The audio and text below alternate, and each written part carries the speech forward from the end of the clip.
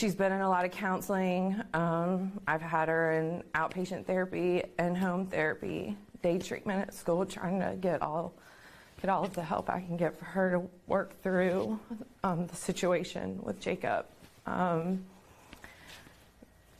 There's just, yeah, I've tried everything. She knows right from wrong, but it's a very manipulative situation. So she is vulnerable, and I don't trust this situation, and at this point I am worried about her safety and well-being. It's hard when you're only 15 years old. Right. Julie, just to be clear, it sounds like you're concerned that something has happened to her as a result of her running away with... At this point, yeah. What do you fear has happened? I'm not sure, because when she has upset Jacob or they've been in altercations, so I don't know. I just hope that they are getting along and not fighting while they're doing this. I don't know. I don't know. It's been over a week now, so we're not from Lynchburg. We've only been here 5 years or so. We're from Roanoke, so Jasmine's very unfamiliar with the area. And from my understanding, Jacob, this isn't the first time that he's done this. He's got a history of leaving home, so he's very familiar with the area. Do you have any idea of where they could possibly be, or who they could be staying with, and how they could be getting around? No, they don't. So Jacob has his cell phone. Jasmine's cell phone is at home. The police have tried pinging his phone nonstop. Neither one of them have a license or a vehicle. They're by foot. I have no idea where they could be. We've searched everywhere. Any lead that we get, the police have been very diligent and following up with every lead. Do you think there's any chance they separated? I mean, anything at this point is possible. How likely do you think it is that they're both intentionally evading law enforcement and their families? I mean, that's very possible as well. I mean, I don't know at this point. Shirley, what was... Oh, go ahead, Todd. Yeah, so you said your daughter left her phone at home? She did. Is that normal? Does she ever do that? No. No. So what happened that night, the night that she left Tuesday, she was actually her and Jacob were plotting, because I've read through her messages, for him to come walk from his house, which is like a 30-minute walk to my house, down Leesville Road, and sneak into my house.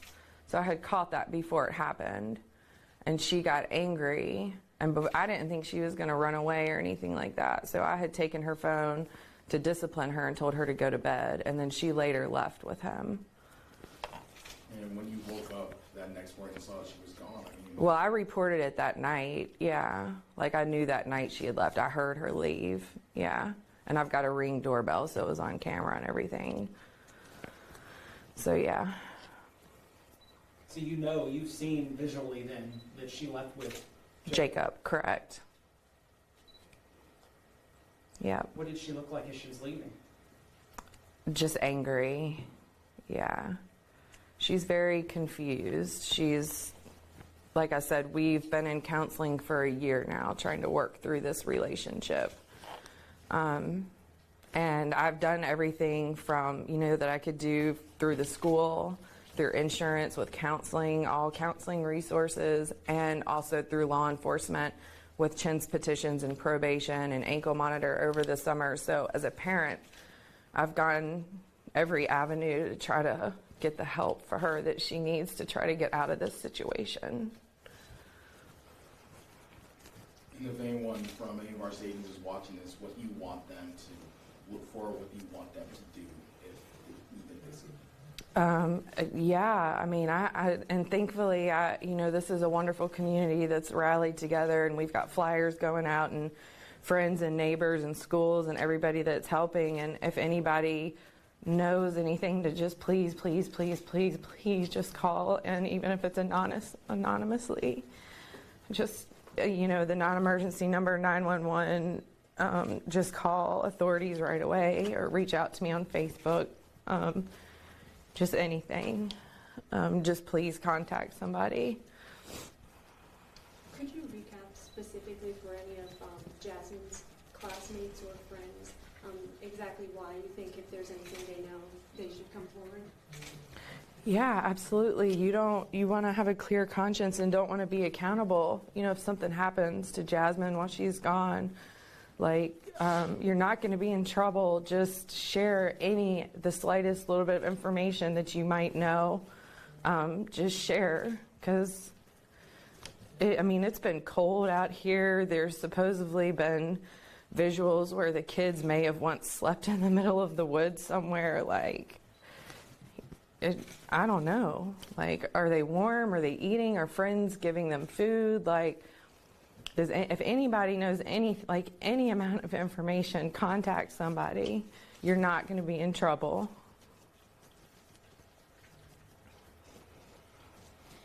What has it been like so far to see so many people trying to help you out and just trying to bring her back home?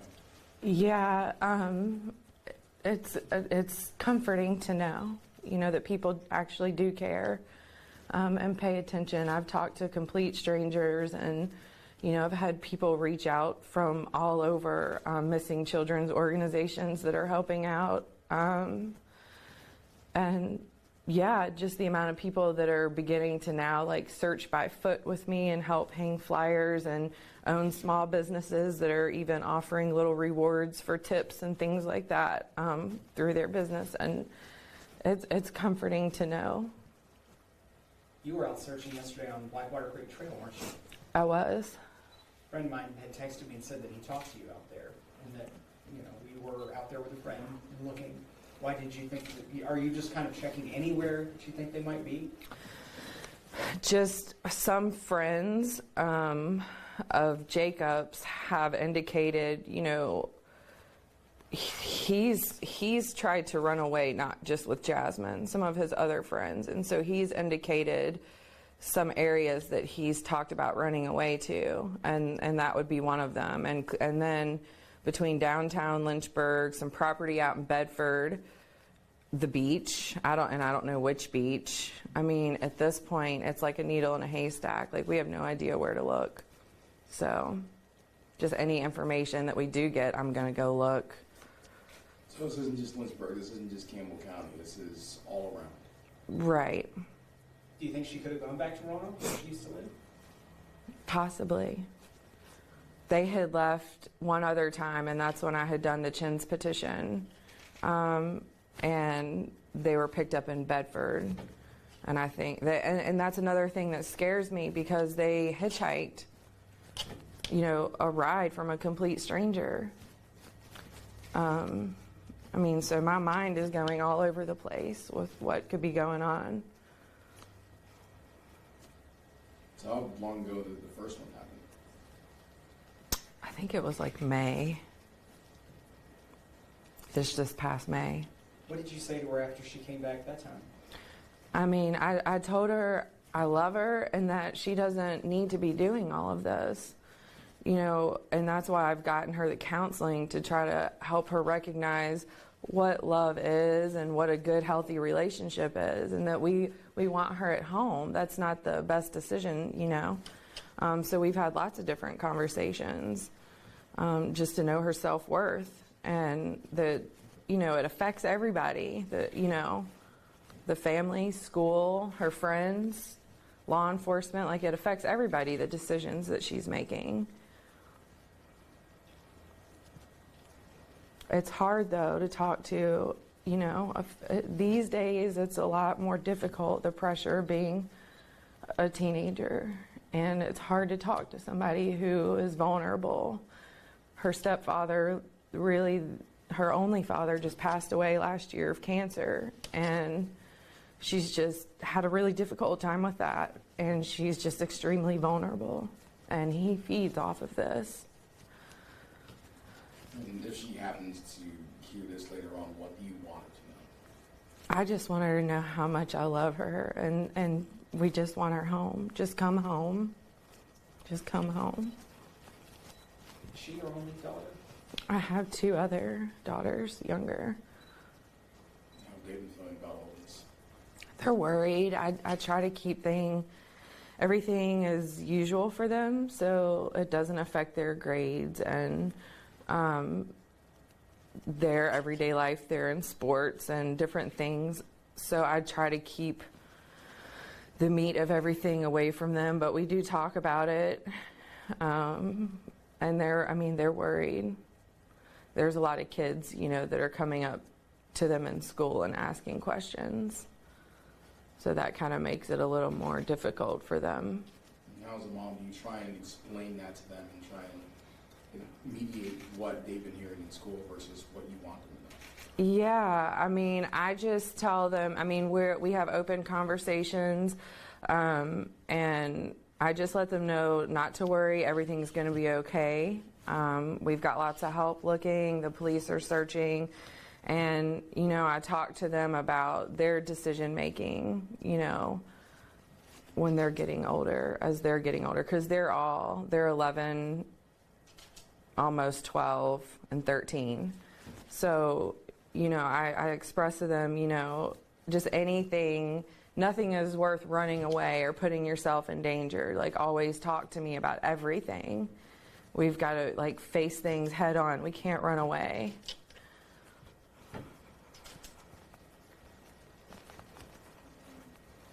Is there anything else that you want to say? I want to make sure that you say everything that you want to.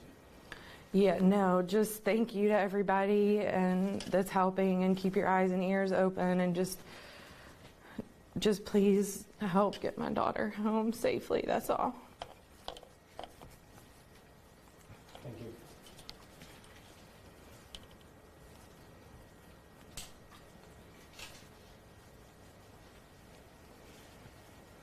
Julie, was there a search going on yesterday out around the Timberlake area? I believe so. Is that where we can talk more about that too.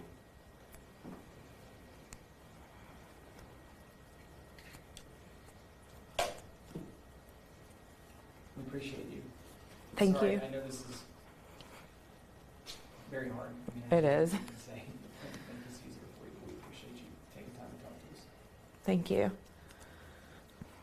We know it's not easy looking at so many cameras all at once. in your face. Yeah, I didn't really know where to look. It's kind of hard for us too, to be honest. But to be on the other side and be walled off